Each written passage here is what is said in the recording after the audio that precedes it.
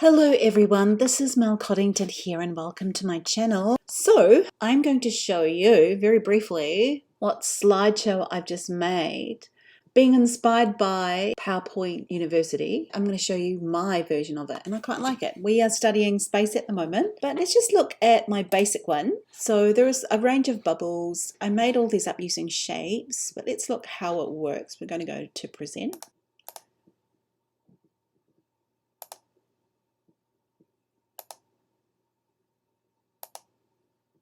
So as you can see on every click that I bring up the 4 bubbles, I have made this up here as well.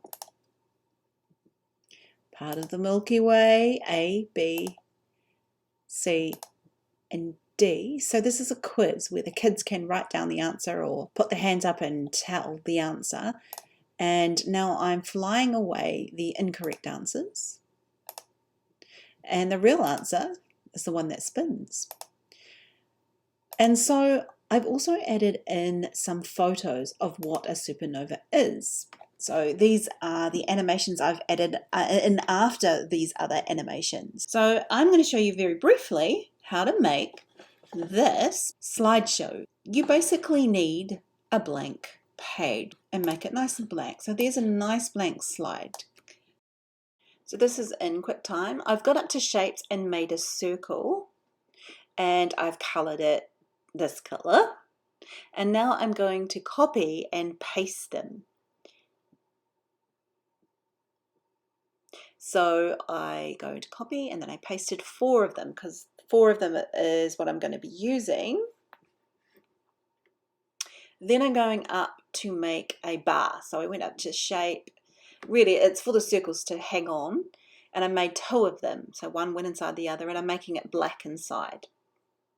Just for old time's sake, you can put any kind of rod you want, or no rod if you don't want one. It can just be string hanging in the air. So I made it smaller. I grouped it together. So I right-clicked, went right down to group, and I grouped it. Now I've copied and pasted the large circle and made it small so that it hangs on the rod there. So and I've just copied and pasted 4 times and put them above the circles there. Even them up, and now I also got another circle to go inside the large circle, so it looks like the strings hanging in discs with a hole in them. I did have a little bit of trouble because at first I thought they were white inside, but they weren't, and then I had to go back and make them white again, and then I'm going to group them very soon. And so now I'm grouping them with the little circle and the larger circles. I could group them, copy and paste, copy and paste, copy and paste. It would have made it easier. This is fine though. And now I'm evening them up. So now I'm going up to line to make the string, and I'm going from the top circle to the little tiny white circles, and I'm trying to even them up. I went to arrange and then put them backwards, right to the back, and then I just duplicated or copy and pasted for the rest of them, and now I'm just evening them up and putting them behind the little blue circles. So it takes a wee while for me to get that sorted.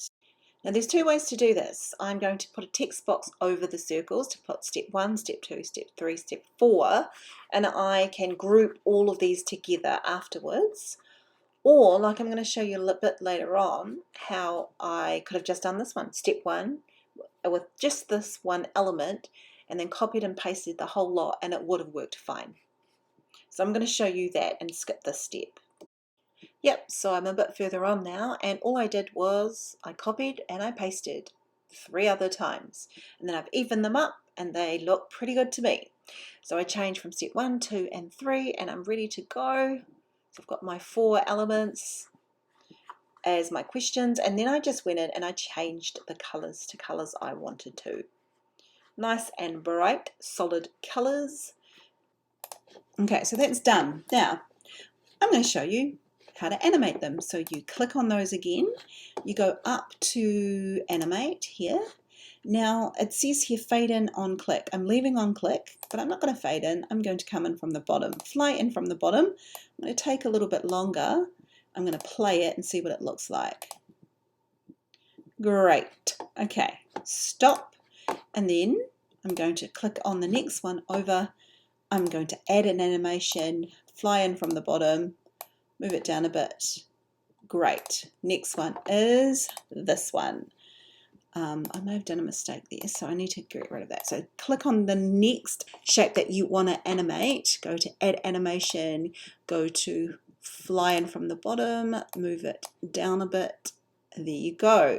Click onto the next one, add animation, go to fly in from the bottom, move it down a little bit because I just want it slower. On click, fine, and now we're going to play the whole thing. So I'm going to go up to present. Step 1, step 2, step 3, step 4. Great. Now you can do anything you want. Put a new background behind it like I did. I'm now going to show you how to make these fly away. All you have to do is, let's say you want to keep this one and all of these are the wrong answers. You just select this and you go to add animation. You go to not fade in. You can fly out to the right just because I want to. That's fine. You're not what I want anymore, so add animation, fly out to the bottom. Now this one I don't want either because it's the wrong answer. Fade in, I don't think so. Let's fly out to the right. Okay, so let's see what it looks like, guys. We'll go to the present mode, so we're going to see it starting from beginning. Step 1, step 2, step 3, remember I'm clicking. Step 4, gone. Gone, gone, and the answer is left. Now I'm going to escape. Now with this one, the next step I could do is make it spin. Add animation, fade in, spin. Make it really fast. There you go. And then I'm going to play that, just that one there. Again. I'll go a bit quicker. Out, out, out. And spin. So that's the correct answer. To go to this stage, it's very messy here, but it doesn't look like that when you present it. So this is a presented model where the teacher shows the students rather than them getting all confused. This is what you have to put on anyway, but it comes in right at the end. So I'm going to go back to my slide I made, and let's just say I'm going to pick a random picture that suits my questions, upload from computer or wherever you want. I'm just going to pick this random picture. Let's say it's, it's going to sit there without all of these other elements there. And then, just for old time's sake, I'm going to put a whole bunch of text. If it's a white, that's fine. That's all I want. And this should sit nicely next to my picture. Click on the picture. Go to add animation. Notice that it's all in order. But this is going to come in at the second to last point. So you're going to go fade in, which is fine, on click, and leave it there. Okay, add animation, because the text is going to come straight after it. Click on it, add animation, fade in, and it's fine. All I needed to do is to add an animation. Click on it, add an animation, fade out, fly out to the top, but I'm going to move that. So it's going to come up right underneath. Okay, so it's right underneath the last point of these circles elements being there. So let's play it again.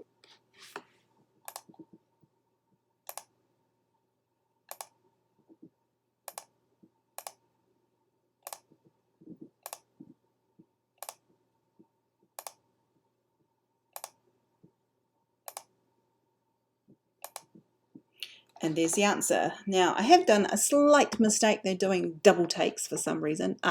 There's a fade in. I don't need it. I'm going to get rid of it. Bye-bye. You do have to fiddle around because things don't always go right the first time round, or the second time round for that matter. Yes, gone, gone, gone, gone. There you go, everybody. Perfect. So that's how you can make your own slides with your own students, or your student. If you're a student, you can make this yourself and make your work look amazing. Make it pop, and people will remember your great skills. So I hope you enjoyed this video. This is Mel Coddington. Please like, share, and subscribe.